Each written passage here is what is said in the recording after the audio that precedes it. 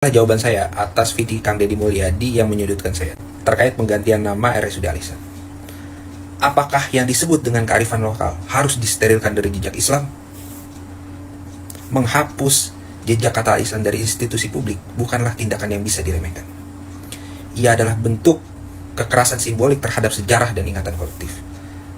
Nama itu tidak dipilih secara asal, ia adalah penanda bahwa rumah sakit tersebut bukanlah sekedar institusi medis, melainkan bagian dari narasi etis. Tempat pelayanan dijalankan dengan prinsip-prinsip ihsan. Dalam kerangka etika Islam, ihsan berarti melihat dan merawat manusia seolah-olah sedang melihat Tuhan. Apakah nilai seperti ini tidak layak dijaga hanya karena menggunakan diksi Arab? Indonesia bukan bangsa yang dibangun dari pemurnian budaya tunggal. Ia tumbuh dari simpul-simpul sejarah yang saling menyilang. Bahasa Arab hadir dalam pembentukan bangsa ini bukan sekedar penjajah makna, bukan sebagai penjajah makna, melainkan sebagai bagian dari cita-cita etis dan spiritual kolektif. Kata adil, musyawarah, rahmat, masyarakat, umat, hikmah, bahkan rakyat adalah kata-kata hidup dalam persilangan antara Islam dan Indonesia. Apakah kita hendak menertibkan semua itu hanya karena tidak merasa nyaman pada jejak akar? Perilaku mengganti nama dengan dalih lokalisasi yang berlebihan menciptakan jarak palsu antara agama dan kebudayaan. Seolah-olah keduanya tidak bisa menyatu. Ini adalah logika modernisasi yang semu, justru menghancurkan jembatan kebangsaan yang telah lama dibangun oleh pendiri kita. Ini pula bentuk kejahatan sejarah. Ia menguburkan kontribusi Islam dan umatnya dalam pendirian republik ini, lalu menegaskan ulang dominasi negara atas ekspresi kultural rakyatnya. Apakah kita begitu mudah tergelincir pada Islamofobia simbolik demi citra kebudayaan yang disebut inklusif, padahal inklusivitas sejati lahir dari keberanian mengakui akar dan keberagaman, bukan dari penghapusan halus lewat pergantian nama. Ini adalah jawaban saya atas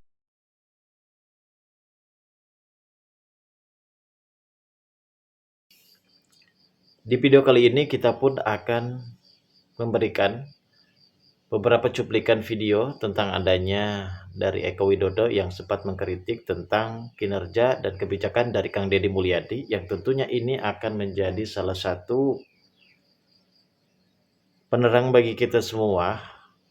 Dan apakah yang dikatakan oleh Eko Widodo ini benar apa adanya, ataukah memang justru ia malah melenceng ke topik yang lain? Karena setelah saya melihat dari sini, pengamat politik Eko Widodo ini yang memang melontarkan kritikan pedas terhadap kepemimpinan Gubernur Jawa Barat, yaitu Kang Deddy Mulyadi. Menurutnya, sejumlah kebijakan yang dijalankan KDM masih jauh dari harapan masyarakat dan belum menyentuh persoalan mendasar. Gubernur seharusnya hadir untuk memberikan solusi konkret, bukan sekedar pencitraan. Saya melihat kebijakan Kang Deddy masih lebih banyak pada simbol daripada substansi. Eko menilai masyarakat membutuhkan program nyata yang bisa langsung dirasakan manfaatnya, terutama di bidang ekonomi, lapangan kerja, dan pelayanan publik. Jangan sampai rakyat hanya disuguhi retorika dan seremonial. Kebutuhan pokok mereka harus diutamakan. Tegasnya ucapan dari Eko Widodo yang teruntuknya. Memang Eko Widodo ini sempat melontarkan kata-kata yang tidak pantas terhadap Kang Deddy Mulyadi.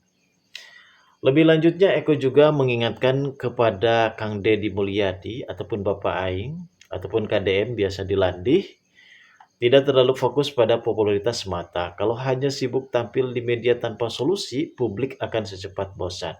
Kepemimpinan itu diukur dari hasil, bukan dari pencitraan, kata dia. Hingga kini, pihak pemerintah provinsi yang didampingi Kang Deddy Mulyadi belum memberikan tanggapan terkait kritikan tersebut. Sebenarnya orang ini adalah orang DKI Jakarta. Entah kenapa Mas Eko ini seakan-akan ingin menjatuhkan pemimpin Jawa Barat, Kang Deddy Mulyadi. Padahal sudah ada videonya. Sebelumnya warga Jawa Barat sempat meminta tolong. Maksudnya sebelumnya ada warga Jakarta yang sempat meminta tolong kepada Kang Deddy tentang keputusan bagaimana kepemerintahan di DKI. Justru seharusnya memang ada benar beberapa komentar yang sempat kenapa orang ini harus mengkritik Gubernur Jawa Barat, padahal gubernurnya sendiri aja masih perlu pengawasan dari rakyatnya. Ini yang perlu kita ketahui, guys. Lalu bagaimanakah tanggapan selanjutnya mengenai netizen dan juga Kang Deddy Mulyadi mengenai video tersebut, guys? Mari kita simak video ini.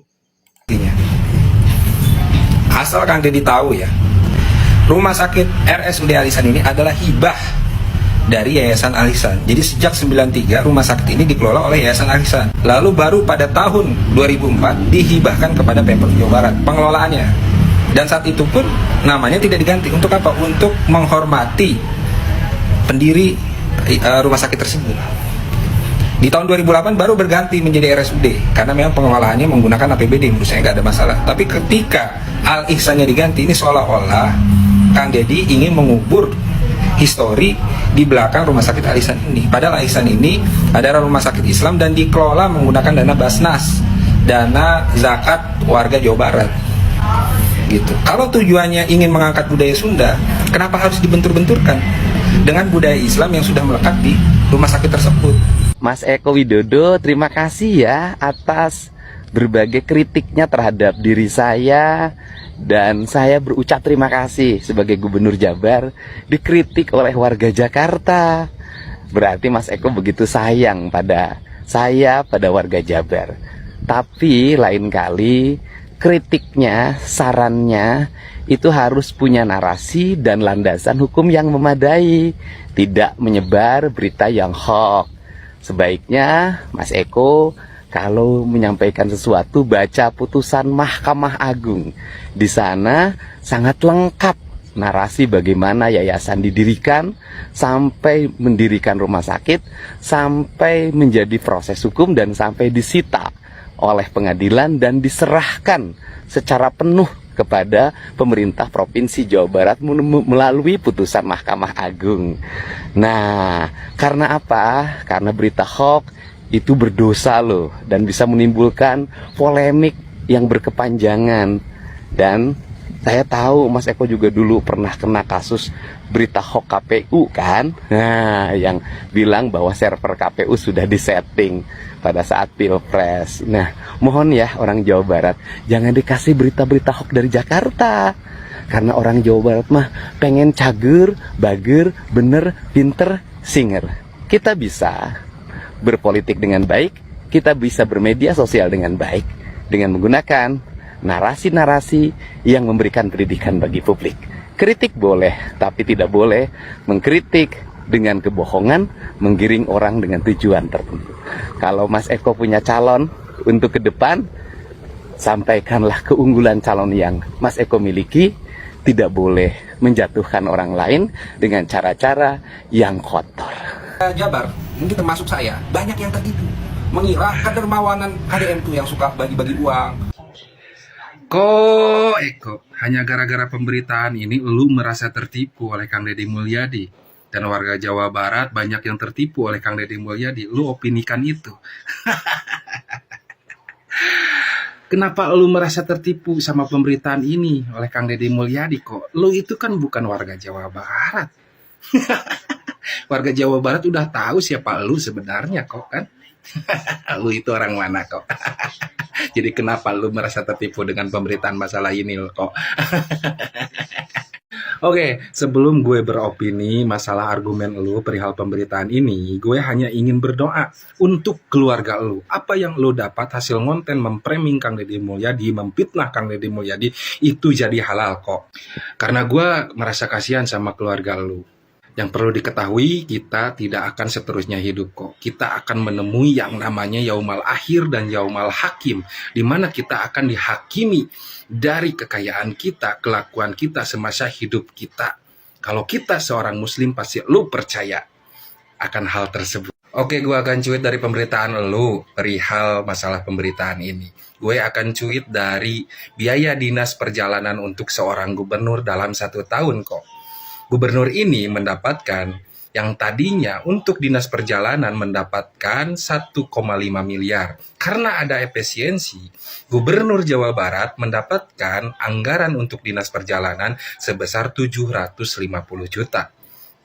Sehubungan Kang Deddy Mulyadi baru menjabat 7 bulan, menuju ke 8 bulan, Kang Deddy Mulyadi baru menghabiskan dana anggaran perjalanan ini 74 juta. Nah, sisanya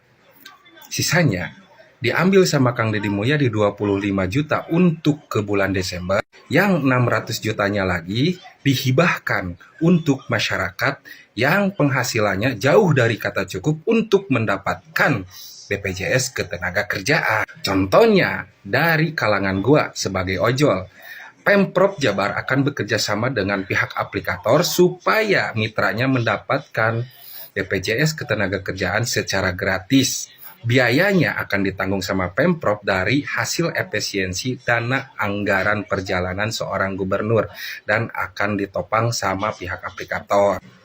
Nah, kalau untuk masyarakat yang tidak tergabung sebagai ojol, kok Pemprov akan bekerja sama dengan pihak pemerintah kabupaten supaya masyarakat yang penghasilannya jauh dari kata cukup mendapatkan BPJS Ketenagakerjaan secara gratis. Jadi gua nggak merasa tertipu sama Kang Deddy Mulyadi atas pemberitaan hal tersebut karena udah dibeberkan dari konten Kang Deddy Mulyadi, udah dibikin transparansi melalui konten di medsosnya. Dan malahan gaji Kang Deddy Mulyadi yang hanya sebesar 8 juta sekian itu akan dihibahkan kembali untuk masyarakat kecil. Coba gubernur mana yang berani melakukan hal tersebut kok? Gubernur mana? Oke kok, mudah-mudahan lu sehat selalu. Salam dari gua, salam untuk keluarga lu. Semoga keluarga lu tetap ada di lindungan Allah Subhanahu wa taala. Amin ya Allah ya rabbal alamin. Di video kali ini nampaknya ada seorang pengemudi ojek online yang ternyata sebelumnya bahwasanya Kang Deddy Mulyadi sempat menghibahkan dana tersebut kepada Pemprov agar supaya bisa bekerja sama terhadap aplikator dari Gojek. Yang ternyata saat ini Gojek benar-benar akan mempunyai asuransi ketenagakerjaan. Dalam arti kata, Kang Deddy Mulyadi ini benar-benar memangkas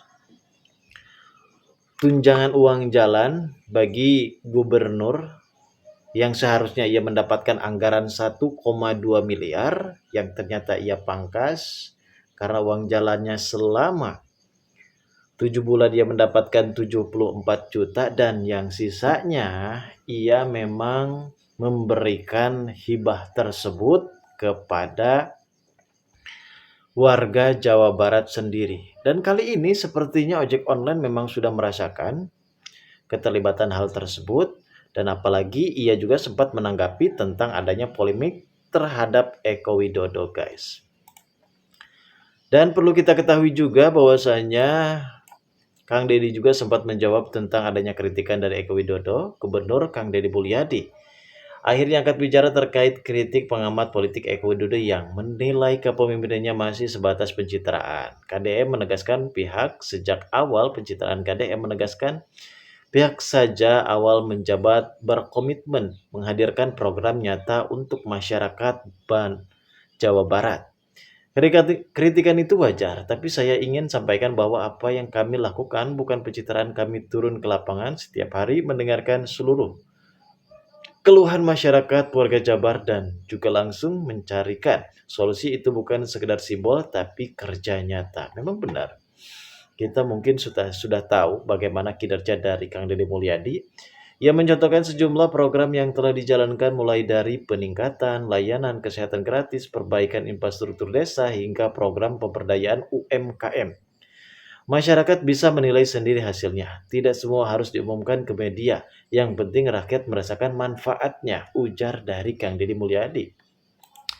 Deddy juga menekankan bahwa kritik seperti yang disampaikan Eko dan juga dijadikan bahan evaluasi. Saya hargai setiap masukan.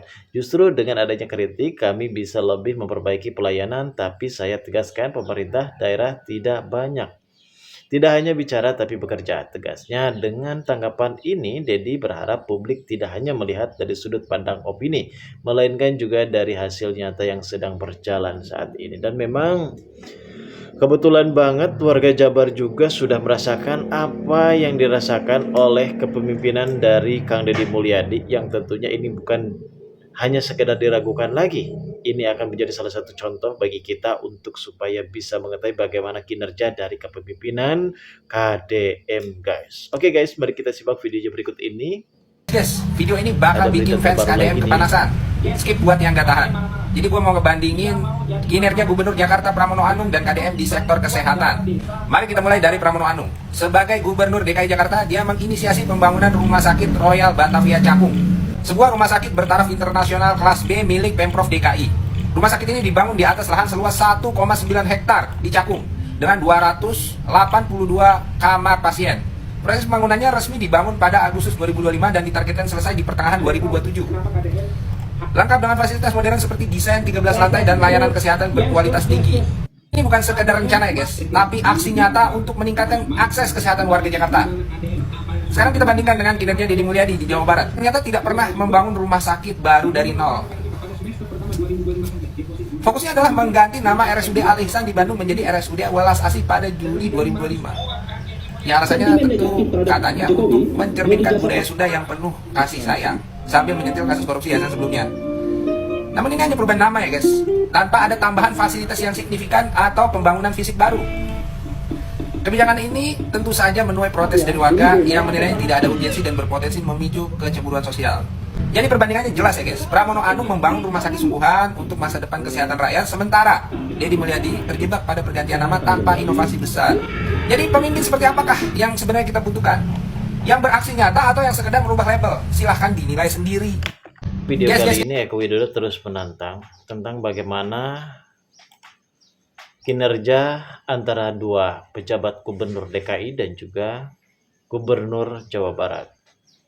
Kontroversi ini memang menunjukkan dinamika politik yang terus berkembang. Publik kini menanti apakah kritik dan tanggapan tersebut akan berubah menjadi perbaikan nyata bagi masyarakatnya itu sendiri. Kritikan dan klarifikasi ini menjadi bagian dari proses demokrasi. Pada akhirnya masyarakatlah yang akan menilai efektivitas kepemimpinan Kang Deddy Mulyadi, karena memang apa yang disampaikan oleh orang lain belum tentu apa yang benar-benar dirasakan oleh warga Jawa Barat sendiri. Dan mudah-mudahan video ini benar-benar bisa menghimbau dan bisa mencontohkan bagaimana kita harus benar-benar merasakan dari kepemimpinan Kang Deddy Mulyadi. Oke guys, hanya itu saja dalam video kali ini. Terima kasih bagi kalian yang sudah menonton video ini, dan bagi kalian yang baru saja bergabung dan menemukan channel ini, silakan subscribe.